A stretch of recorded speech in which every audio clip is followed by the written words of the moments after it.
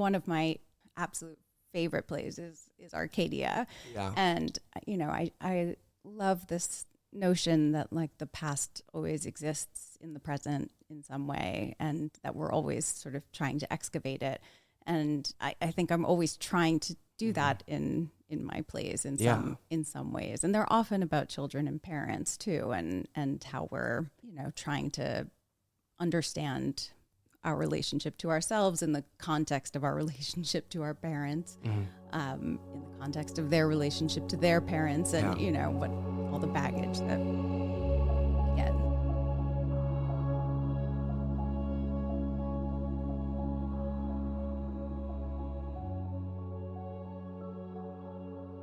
Hello, everybody. Welcome back to The Scene podcast. I'm your host, Justin Vorak, joined by my beautiful, wonderful editor and producer, KJ. KJ, do you have anything you want to say to the people? I have hot cocoa, and I'm really happy. We're recording this in the winter. I don't know when the Anna Ziegler episode's coming out, but it's currently the winter. Cocoa can be had any season, right. Justin. Cocoa is not a seasonal beverage. I just spoiled it.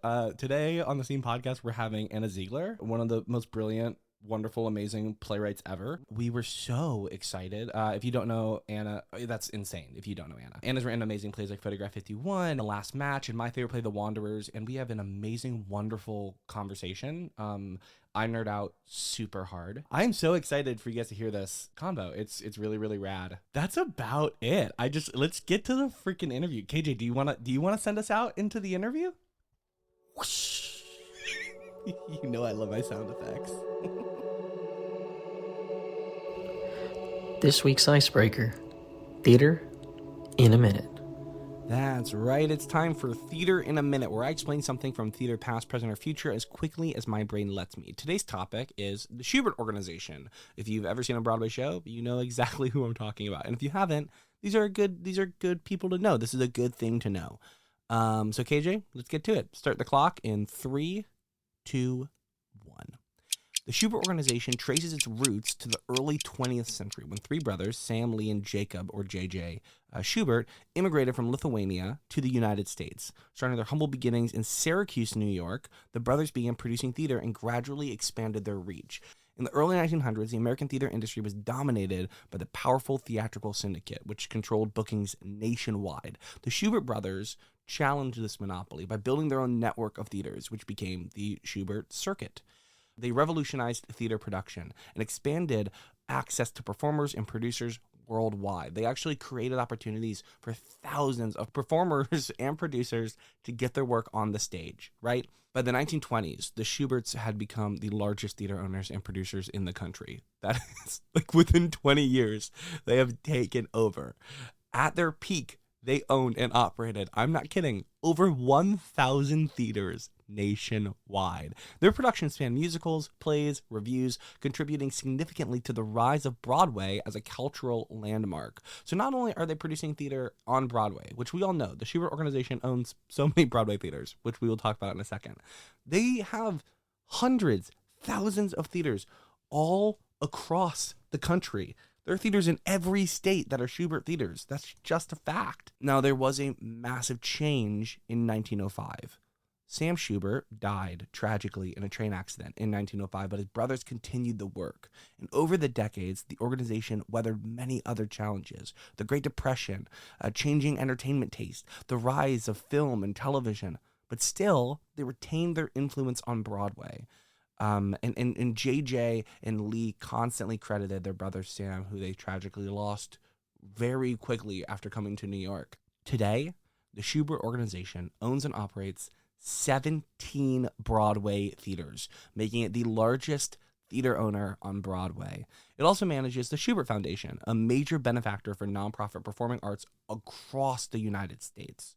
So they came here and they were basically shut down by the theater syndicate. They had nothing, and there were people controlling everything nationwide. And they flipped the script very quickly and now are the largest owners and operators of Broadway theaters in the world.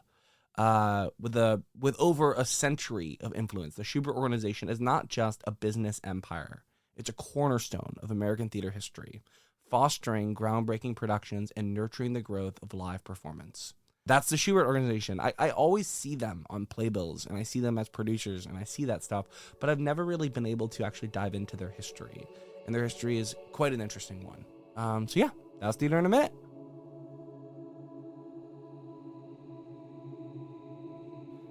Celebrate 8 decades of iconic theater with the new Dramatist Play Service official merchandise collection. From hats to t-shirts to totes, DPS merch is your new one-stop shop for repping the OG of American drama. Whether you're a playwright, a director, or just a diehard fan of the canon, this collection is all about icons, excellence, legacy. Visit merch.dramatist.com to explore the whole collection and wear your theater love with pride.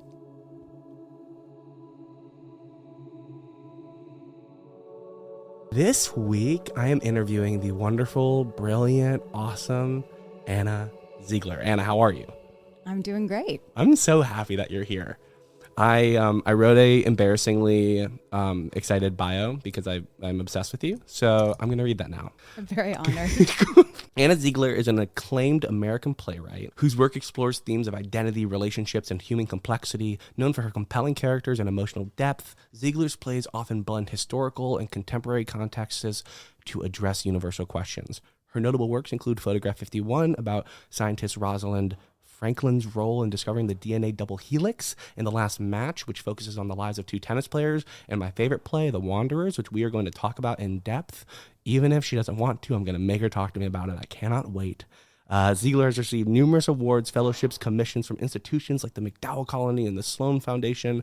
A passionate advocate for gender equity in the theater, Ziegler's plays continue to shape contemporary drama, making her one of the most respected voices in American theater. Anna Ziegler, thank you so much for being here. Gosh, thanks. So I think we're done here. Yeah, let's go home. That was good. Yeah, let's wrap it up, KJ. Let's move on to the next segment. Also, this is not a question that I'm starting this off.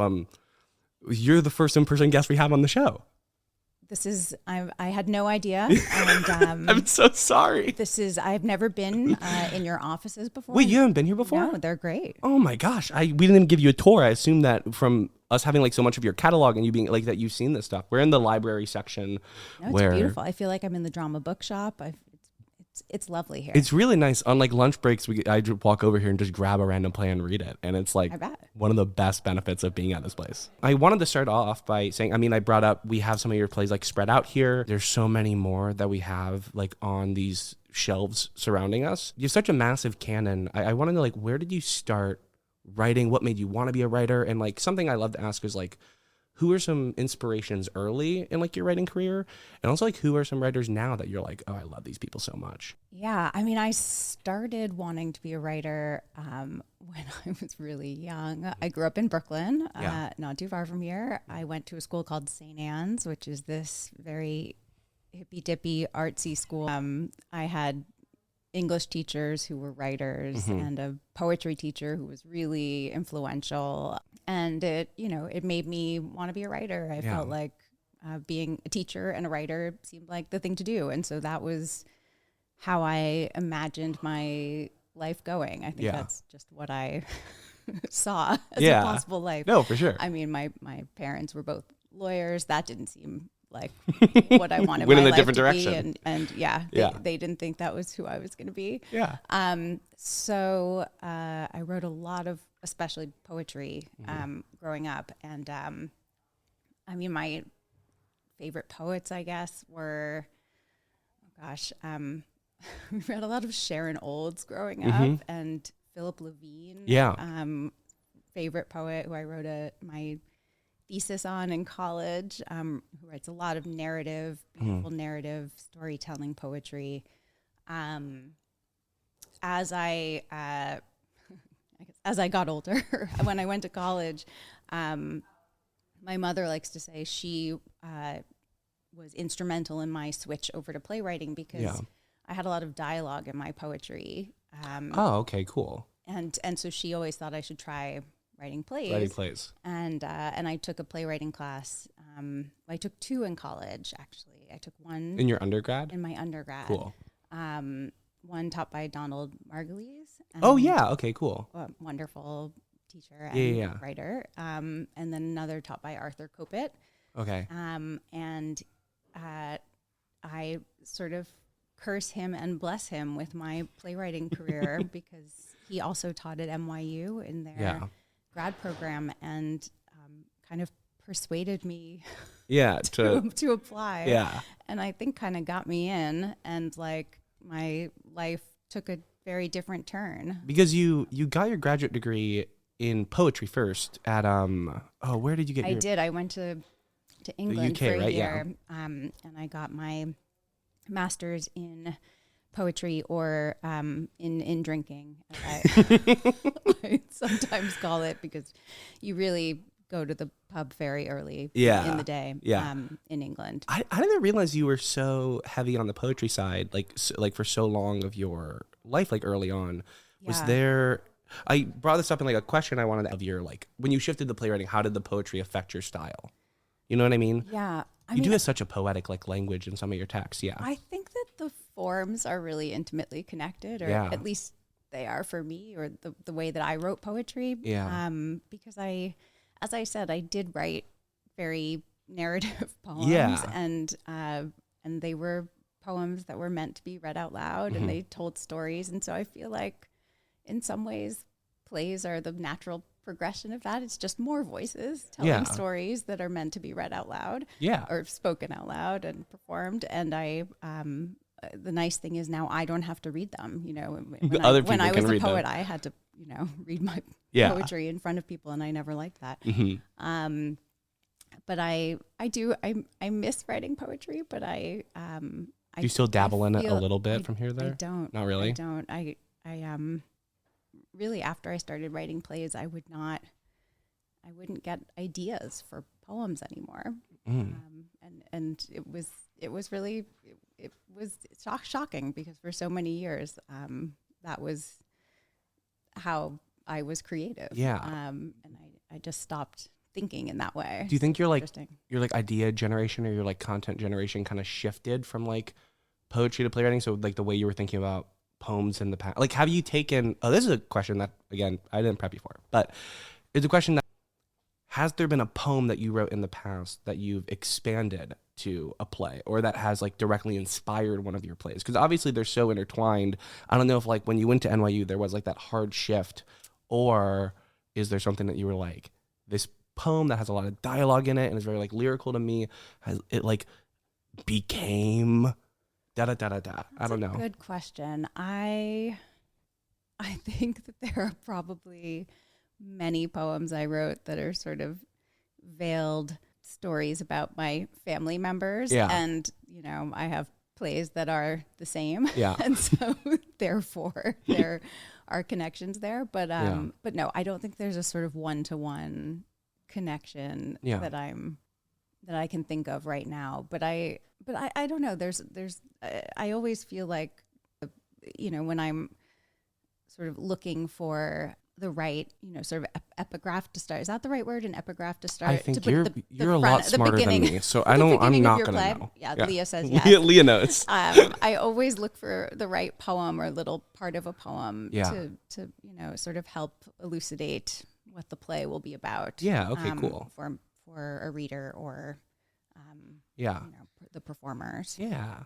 Well, I wanted to talk about some of your, I want to talk about every play you've ever written, but I want to talk about some of your plays. When I read them, and I think it's also shown a lot by a lot of like the New York Times and the Washington Post, who have talked about you and boasted about like your like brilliance in this writing. Something that everyone says is that like you write humans so well, and you write like this, like these complex people really impressively, and you have a lot of shows with smaller casts like BFF or Life Science or Actually, and it made me think like, especially in those types of plays, the like, smaller cast plays, what goes into exploring character and exploring relationship and people at such a deep level?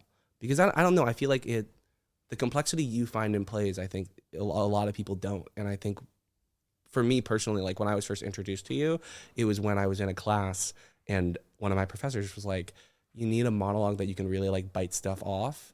And they gave me this book, and now you can see it's just destroyed. And I've like read every play that you've written like front to back. So that's a very long-winded way of saying like, do you have a like hyper focus on the complexity of people when you're writing a play, or is it just like the style that you do?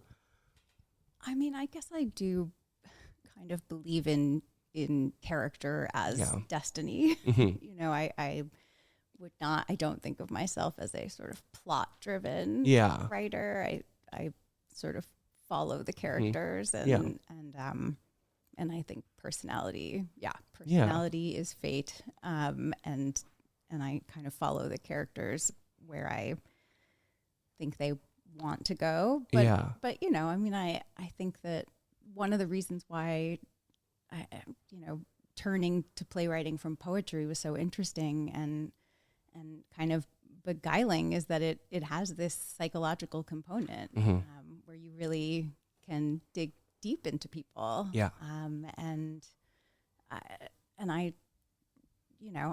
think I often think if I were to do anything else, it would, I'd go be a social worker. Like I'm just I'm interested in people. And what makes us tick. And I think a lot of playwrights are. Yeah, absolutely.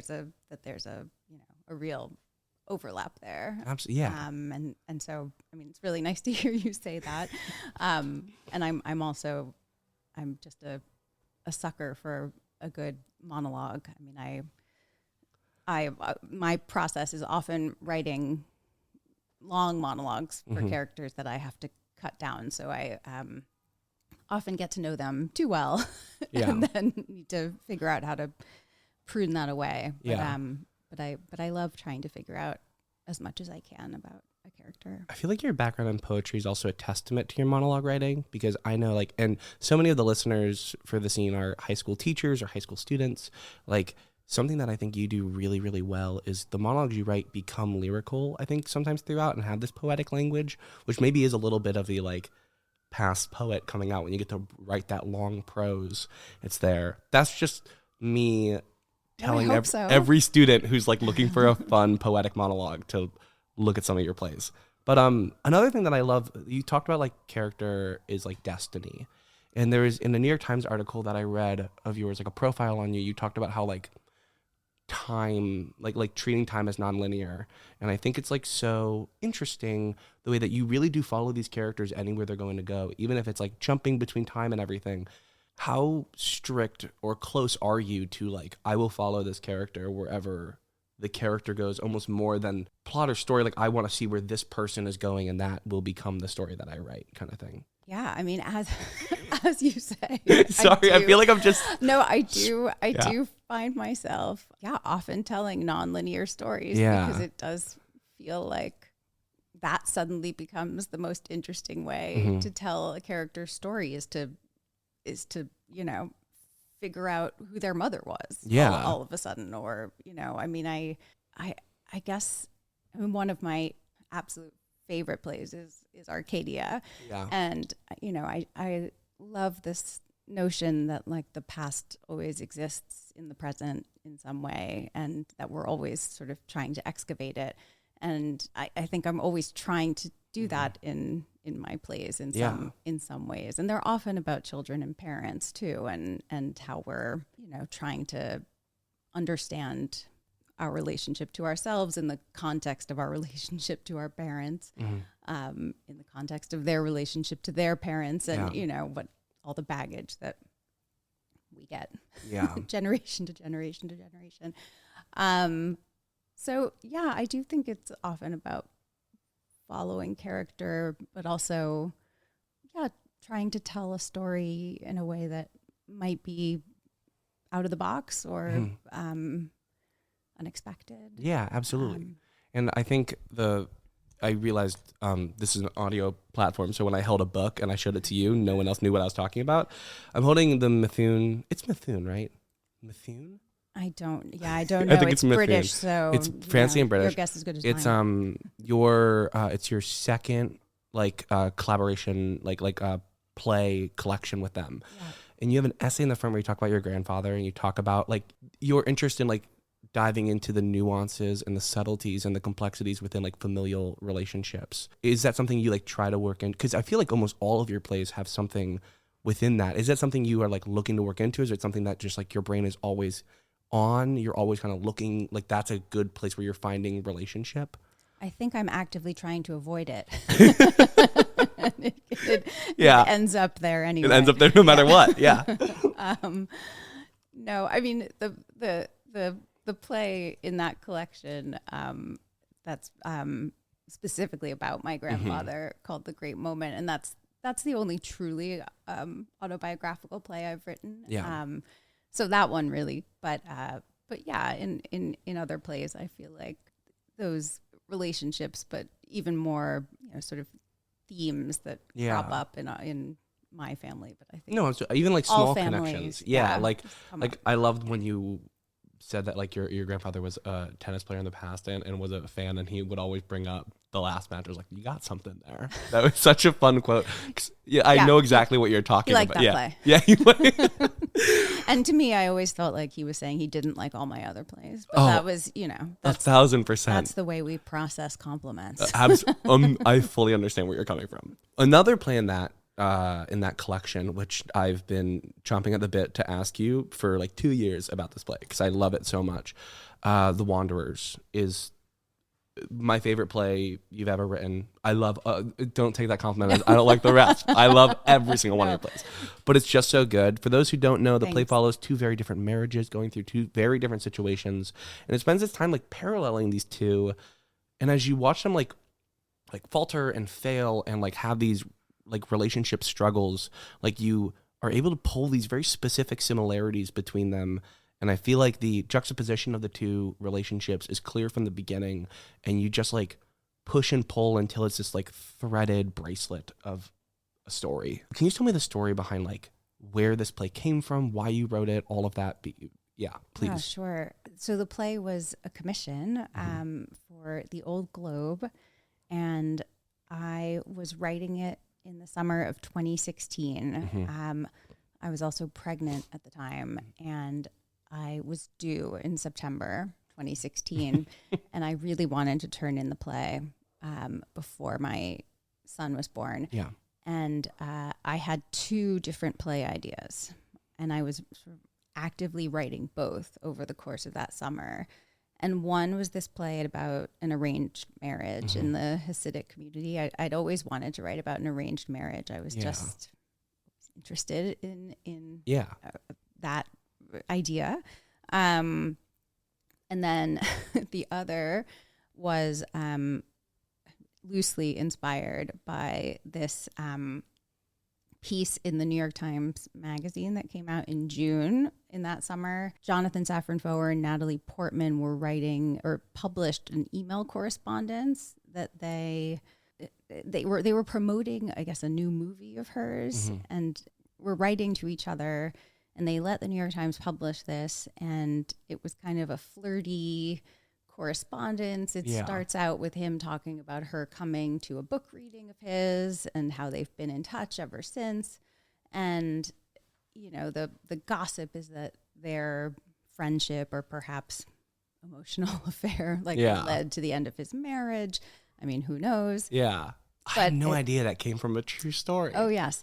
So there was a lot of talk that summer about this relationship. Weird, like, relationship thing happening. Yeah. Yes. And so the other play I started working on was about a novelist who was kind of obsessed with a movie celebrity. star. Yeah, a movie star who came to this reading of his. Yeah. As my due date approached. Yeah. And I had, a true deadline. Yeah, exactly. Yeah. Maybe 30 pages of both of these plays.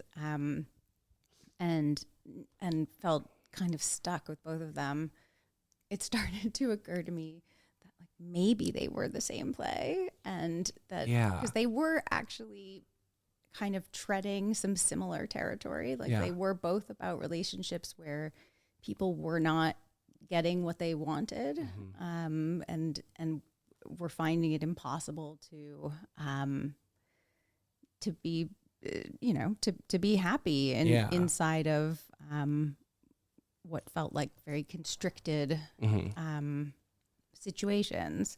And so even though they were very different relationships and contexts, I started to wonder if maybe these were pieces of the same puzzle. Yeah. That's so they started really that separate, like two like separate plays fully. Yes. That's so cool. So then I wove them together, and it was really fun. Yeah. To sort of figure out how they connected. Yeah.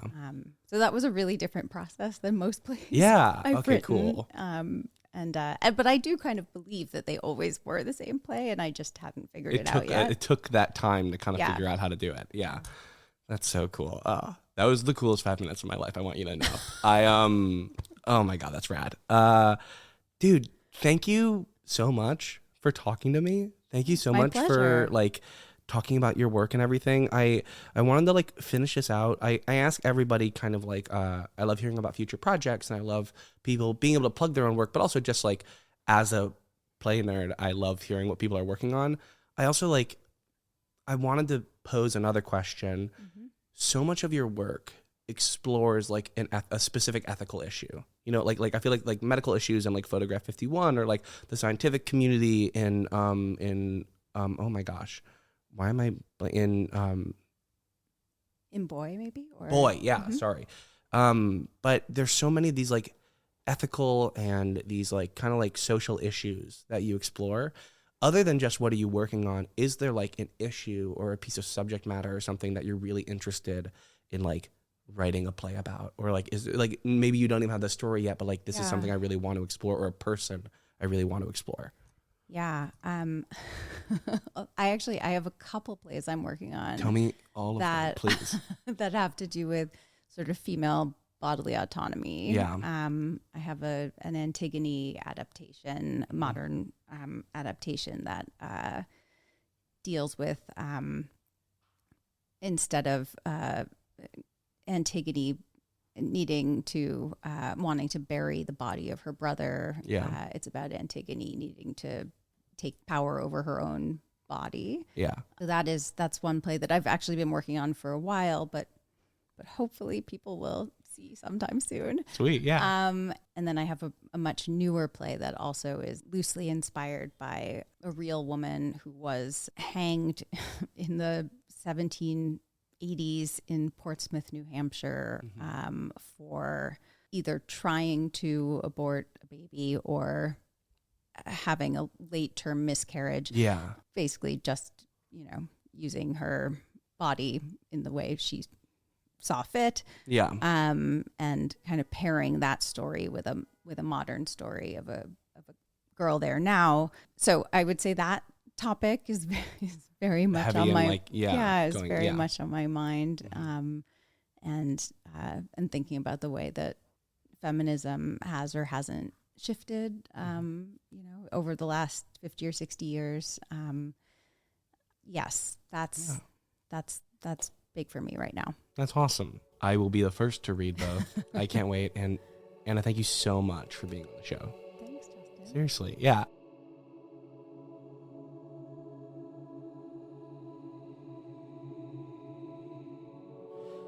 And that's our show. Thank you guys so much for listening. The person I need to thank the most is KJ, my beautiful, wonderful producer and editor. He just there we go. He's blowing me kisses. That's very nice. I also got to thank Leah and Zach, the whole team at The Scene and at The Scene podcast. It means the world that we get to do this. I have to thank the wonderful, amazing, brilliant Anna Ziegler. I cannot believe we got to chat with her. It made me lose my mind. Go buy all of Anna's plays, Photograph 51, The Last Match. I mean, go buy The Wanderers. I feel like if I did anything, I should have sold all of you on reading The Wanderers. It's one of my favorite plays, period. Full stop right there. It felt like it was going to be more of a sentence. It wasn't. Relax. Thank you guys so much for listening to the show. We have more interviews coming out. We have so many cool things happening, and we are having an absolute blast recording here in New York City. This has been amazing. I feel super lucky that we're doing the show still. Check out, make sure you follow us on Instagram. Follow me on Instagram at Justin Borak, at The Scene News.